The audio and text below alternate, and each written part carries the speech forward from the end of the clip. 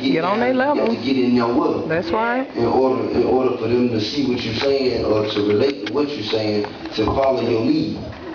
And if I wasn't, you know, if it wasn't documented that I had been there, that I understood the struggle, that I had made it through the struggle, that I spoke the language of the people who still in the struggle, then my message would be null and void. Nobody would want to hear what I had to say. They say, oh, he just somebody, you know, who a rich person trying to tell me something. You know, he don't know what I go through.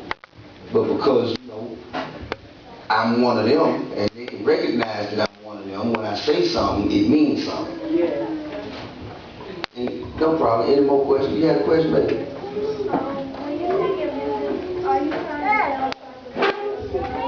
When I do my music, it's definitely come from my experiences in my life. It's basically me looking back and, you know, remembering all the things that I've gone through and kind of sharing them with you. Also, you know, is trying to inspire people who still in the position that I've made it out of. So they know that it's possible to come from nothing and make something out of your life.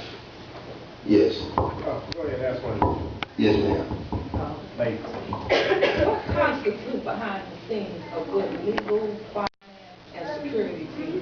Once you reach your goals, you know, I have aspirations and I get there, but I know to stay there, like you said, nobody's going to give you the money they owe it to. Yeah. So what should I have? 4 lawyers? Well, you know, this is what I'm talking about. Well, how many lawyers you have depends on how much business you do. You know, you should never have more lawyers than you can afford to pay. Yes, ma'am. I mean, you know, of course, an attorney, a manager, that's what you start with. A manager who has your best interest in mind and their heart, and an attorney. But you have to educate yourself in whatever aspect of business you get into. You have to educate yourself enough about the business so you can determine whether or not they are advising you correctly. You know, you gotta have a little bit, you gotta have a little understanding. They can offer different insight and you know, they can give advice from a different aspect that you weren't looking at, but you have to know whether or not this is what they're suggesting is realistic or not. Absolutely. Thank you. Yes, sir. Can you stress the importance of being obedient and disobedient, and what disobedience would lead them to? Well, everybody in here is responsible for their own action. Okay. Everybody in here is responsible for their own action. You all know right from wrong. Your mamas, daddies, and counselors and teachers can't follow behind you and check on every little thing you're doing. Oh, but just like you get the credit for doing something right, you're going to have to pay the price for doing something wrong. Man. Period. And I mean, if you alright with that, carry on. But don't go out there doing stuff without processing the possibility of what kind of punishment follows behind what you're doing.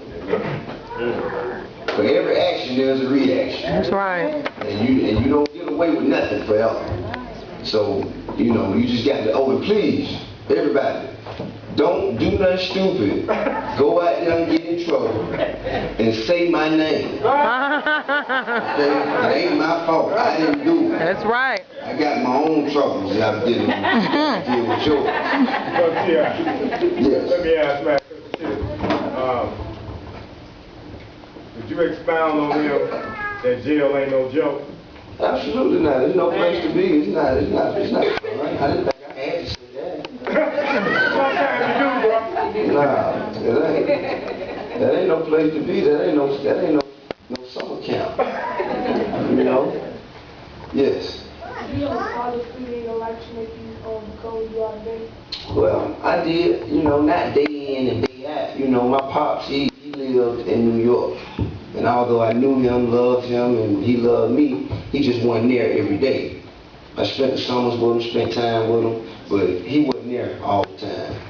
It was me and my mom mostly. And I had an uncle, couple uncles, you know, who was there on a day-to-day basis, who instilled certain morals and standards and principles. But one of my uncles went to jail, went to prison for 10 years when I was like 8, 9 years old, which kind of left me out here alone again, just me and my mom. I had my granddad, but you know, he was doing his thing. He was up in age, so you know, he wasn't really